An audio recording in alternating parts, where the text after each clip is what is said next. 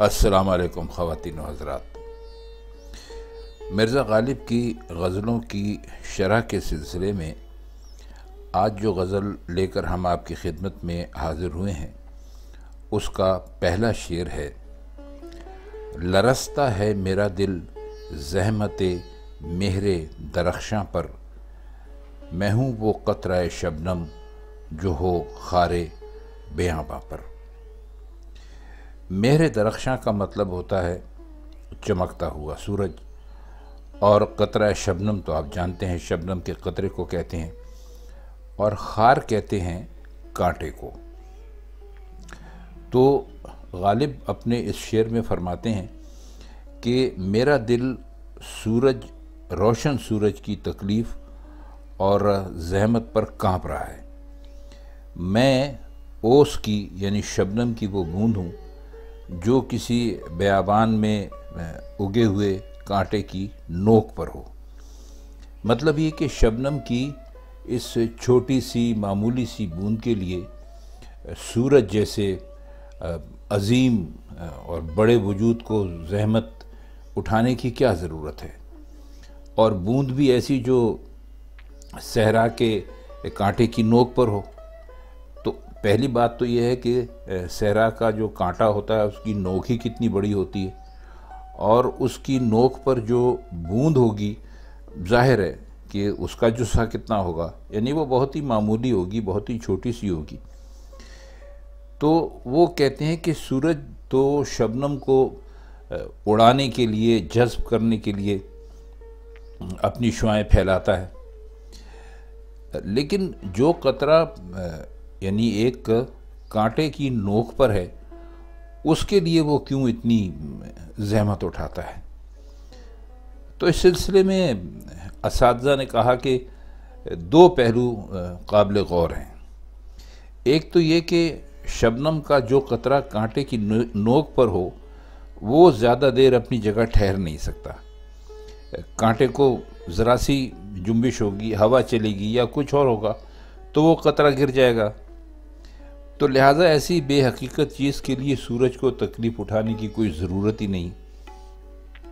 और दूसरा ये कि जो कतरा कांटे की नोक पर हो वो वैसे भी हर वक्त कांपता रहता है, क्योंकि उसका जो ठहरने की जो जगह होती है वो बहुत तंग होती है और नोकीली होती है। जो कतरा पत्तों पर हो उसकी ये कैफियत नहीं होती। तो मिर्ज़ा ने जो कहा है कि लरसता है मेरा दिल, तो ये लिखते वक्त नो के खार का जो कतरा है उसकी उन्होंने कैफियत पेश नज़र रखी है। यानी लरजने के दो मतलब निकल सकते हैं। एक तो ये कि कतरे की हालत का जो आम नक्शा था, और दूसरा उसकी वो परेशानी जो सूरज की तकलीफ़ से पैदा हुई। तो उस शेर में असल में अपनी हस्ती की बेहकीकती और अल्लाह ताला की हकीकत और उसकी अज़मत का इजहार करते हुए बताया है कि वो रहीम करीम ज़ात अदना से अदना, छोटी से छोटी और कमतर से कमतर चीज़ के मामलात पर भी एक जैसी ही निगाह लुत्फ़ या निगाह मेहरबानी रखती है। तो इस शेर को इस मानों में लीजिए और इसी मानों में इसको समझने की कोशिश कीजिए तो आपको ज़्यादा लुत्फ़ आएगा। अगला शेर देखते हैं। न छोड़ी हज़रत यूसुफ ने यहाँ भी खाना आराई, सफ़ेदी दीदा याकूब की फिरती है जिंदा पर। खाना आराई का मतलब होता है घर को सजाना, घर की सजावट या घर की जो आराइश होती है वो। और सफ़ेदी को यहाँ दो मानों में समझिए। एक तो वो तो जो घर की सफाई और आराइश के लिए अमूमन की जाती है। अगले वक्तों में ये दस्तूर था, अब तो खैर तरह तरह के रंग निकल आए हैं जो डब्बों में मिलते हैं और आप जो चाहें वैसा रंग करते हैं। तो उस वक्तों में लोग चूने से ही अपने घर की सफाई और सुथराई करके उसको सफ़ेद कर लिया करते थे। और दूसरे वो सफ़ेदी جو حضرت یعقوب کی آنکھوں میں حضرت یوسف کی جدائی پر روتے روتے پیدا ہو گئی تھی. یعنی وہ ان کے بچھڑ جانے کے غم میں اس قدر روئے تھے کہ کہا جاتا ہے کہ ان کی آنکھیں جو تھیں وہ سفید ہو گئی تھیں. تو اس کا مطلب کچھ یوں کیا جا سکتا ہے کہ حضرت یوسف قید خانے میں پہنچ گئے، لیکن وہاں بھی انہوں نے اس جگہ کو سجانے اور سنوارنے کا اپنا جو دستور تھا وہ قائم رکھا. اس کا ثبوت یہ ہے کہ حضرت یعقوب کی آنکھیں جو روتے روتے سفید ہو گئی تھیں، اپنے محبوب فرزند کی تلاش میں قید خانے کی دیواروں پر پھر رہی تھیں، اور اسی کو عام سفیدی قرار دیتے ہوئے مرزا نے خانہ آرائی کا ثبوت پیش کر دیا. دلچسپ شعر ہے، تھوڑا سی گہرائی ہے، تھوڑا سا آپ کو اس کو سمجھنے کے لیے یہ واقعہ معلوم ہونا چاہیے، تب آپ اس شعر کا یقین بہت زیادہ مزہ لیں گے. اچھا، اس کا اگلا شعر ہے کہ فنا تعلیم درس بے خودی ہوں اس زمانے سے کہ مجنوں لام الف لکھتا تھا دیوار دبستاں پر. فنا تعلیم ہے یعنی جو شخص فنا کی تعلیم حاصل کر چکا ہو، مرنے کی تعلیم حاصل کر چکا ہو، ختم ہونے کی تعلیم حاصل کر چکا ہو، یعنی جس کو اپنے آپ کو ختم کر دینے کا تجربہ ہو چکا ہو. اور درس بے خودی کہتے ہیں اپنے آپ سے بے خبر ہو جانے کا سبق. درس تو ظاہر ہے کہ انہوں نے شعری ضرورت کے تحت استعمال کیا ہے، لیکن بے خودی تو وہی ہوتی ہے کہ جب انسان کو اپنے بارے میں کچھ بھی پتہ نہیں ہوتا، پاگل سمجھ لیجئے، دیوانہ سمجھ لیجئے. اور لام الف جو ہے، لا اصل میں عربی میں کہتے ہیں نہیں کو، لا یعنی نہیں. تو یہ ایک عربی کا حرف نفی ہے، اور اسے یہاں مرزا نے فنا کی دلیل بنایا ہے. اور دبستان تو آپ جانتے ہیں کیا ہوتا ہے، اصل میں یہ لفظ ہے ادبستان. تو اس کا ایک مخصوص مخفف انہوں نے استعمال کیا ہے، یعنی مکتب، وہ جگہ جہاں تعلیم حاصل کی جاتی ہے. تو چونکہ یہ واقعہ وہاں سے لیا ہے کہ اس جو لیلا مجنوں کا واقعہ ہے اس میں یہی ہے کہ لیلا اور مجنوں اکٹھے ایک جگہ پڑھا کرتے تھے، اور اسی پڑھائی کے دوران وہ ایک دوسرے کے عاشق اور معشوق بنے تھے، تو ان کا اشارہ اسی کی طرف ہے.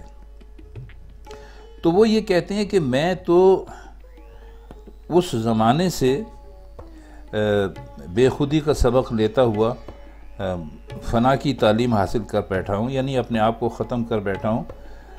جب مجنوں جو تھا وہ ابھی جو مکتب کی دیوار تھی یا جہاں وہ پڑھنے جاتا تھا، تو اس کی دیواروں پر وہ ابھی لام الف لکھنے کی مشق کر رہا تھا.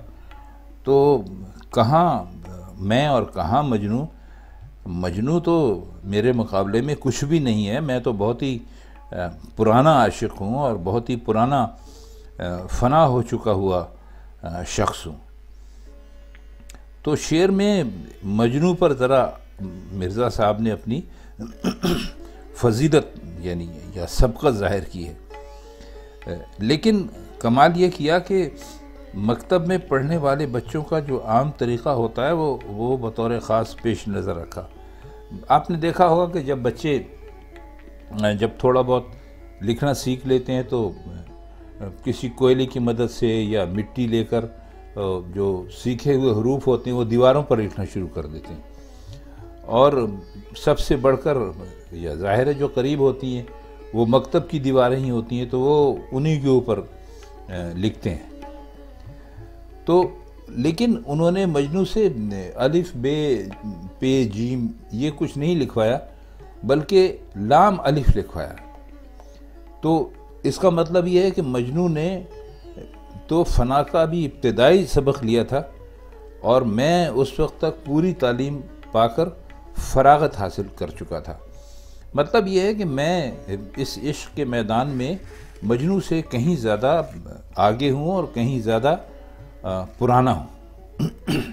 دلچسپ شعر ہے۔ آئیے اب اس کا اگلا شعر دیکھتے ہیں۔ فراغت کس قدر رہتی ہے مجھے تشویش مرہم سے، بہم گر صلح کرتے پارا ہائے دل نمک داں پر۔ تشویش تو آپ جانتے ہیں کہ رنج کو کہتے ہیں، پریشانی کو، دوڑ دھوپ کو یا فکر کو، اور بہم کہتے ہیں آپس میں، یعنی بہم مشورہ کر لیا، یعنی آپس میں مشورہ کر لیا۔ آپ نے کئی مرتبہ سنا ہوگا۔ اور صلح تو ظاہر ہے، آپ کو معلوم ہے کہ اگر آپس میں مشورہ کیا جائے تو اس کے نتیجے میں کوئی اچھی بات ہی سامنے آتی ہے۔ اور پارا کہتے ہیں ٹکڑے کو، تو پارا ہائے دل کا مطلب ہے دل کے ٹکڑے، اور نمکداں تو آپ سب جانتے ہیں کہ اس برتن کو یا شیشی کو کہتے ہیں کہ جس میں نمک رکھا جاتا ہے۔ تو غالب یہ کہتے ہیں کہ یہ جو میرے دل کے ٹکڑے ہیں، یہ اگر نمکدان پر صلح کر لیتے، یعنی سب اس بات پر راضی ہو جاتے کہ ان پر نمک چھڑکا جاتا رہے تو بہت اچھا ہوتا، اور میں ٹکڑوں کے لیے ظاہر ہے زخم بن جاتے ہیں، اس کے لیے دوڑ دھوپ اور تردد سے بالکل فارغ ہو جاتا۔ لیکن یہ جو میرے دل کے ٹکڑے ہیں، ان کو نمک چھڑکنے میں ایسی لذت ملی، اتنا مزہ آیا کہ ان میں ایک دوسرے پر سبقت لے جانے کے لیے سخت جھگڑے شروع ہو گئے، اور ہر ٹکڑا یہ کہنے لگا کہ سارا نمک مجھے ملنا چاہیے۔ تو مجھے اس لڑائی جھگڑے کو ختم کرنے کی ایک ہی صورت نظر آئی کہ ان ٹکڑوں کو نمک کی لذت سے ہی محروم کر دوں، لہٰذا مجھے مرہم کی تلاش کا خیال آیا کہ بھائی یہ جو ہے نا نمک، اس سے تو کام نہیں چلتا، تو اب ان کو مرہم سے ٹھیک کرنے کی کوشش کی جائے۔ اچھا، یہ بات ذرا سمجھنے کی ہے کہ شاعر نے مرہم تلاش نہیں کیا، بلکہ دل کے ٹکڑوں کو اس کی لذت سے محروم کر دینے کی ایک ترکیب سوچی، جس نے ان کے درمیان جو حد درجہ کشمکش تھی اور کھینچ تان تھی، اس نے شاعر کی زندگی بڑی مشکل بنا دی تھی۔ تو یہاں بھی بنیادی چیز ایذا دینے کے علاوہ اور کچھ بھی نہیں تھی۔ آئیے اب اس کے مقطع کی طرف آتے ہیں۔ آخری شعر ہے۔ نہ لڑ ناسے سے غالب کیا ہوا، اگر اس نے شدت کی، ہمارا بھی تو آخر زور چلتا ہے گریباں پر۔ ناسے ہم آپ کو پہلے بھی کئی مرتبہ بتا چکے ہیں کہ نصیحت کرنے والے کو کہتے ہیں، اور تو وہ یہ کہتے ہیں کہ اس میں میرا خیال ہے کوئی ایسے اور کوئی مشکل اشعار ہیں نہیں، میں ذرا دیکھ لوں الفاظ کہ جن کے ہم معنی کریں۔ ہاں، اس میں کوئی بھی نہیں ہے۔ شدت کرنے سے مطلب یہ ہے کہ سختی کا سلوک کیا، تو اس کے علاوہ اس میں کوئی مشکل الفاظ نہیں ہے۔ تو ہم اس کی شرح کی طرف آتے ہیں۔ تو وہ کہتے ہیں کہ اپنے آپ سے مخاطب ہو کر کہتے ہیں کہ بھائی اگر نصیحت کرنے والے نے سختی سے کام لیا تو اس پر اس سے لڑنے کی کیا وجہ ہے؟ ہمارے پاس اپنا گریبان ہے، ہم اسے پھاڑ سکتے ہیں، تار کر سکتے ہیں۔ اپنا زور لڑنے پر کیوں صرف کریں، گریباں پر کیوں نہ آزمائیں؟ تو اس طرح بھی ایک طرح سے ہمیں تسکین مل جائے گی، اور وہی تسکین ہم اگر ناصر سے لڑیں گے جب بھی ملے گی۔ تو اس سے بہتر ہے کہ ہمارے ہاتھ میں جو چیز ہے، جو ہمارے بس میں ہے، ہم اسی کا استعمال کریں، یعنی ہم اپنا گریبان پھاڑ لیتے ہیں، ہمیں لڑنے جھگڑنے کی کیا ضرورت ہے؟